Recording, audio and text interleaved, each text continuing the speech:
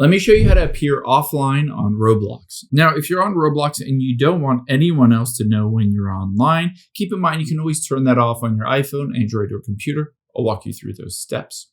Now, we need to get to your settings. So on the iPhone or Android, tap on More at the bottom right. Keep in mind it might be a bit different if you're on a computer.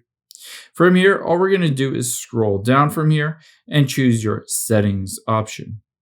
Now, they keep moving around where this is, but it's currently in the privacy and content restriction settings. So tap on that.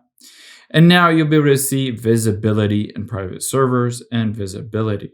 You can choose online status to set this to no one, but I would also make sure that it sets the show current experience to no one and show activity updates to no one.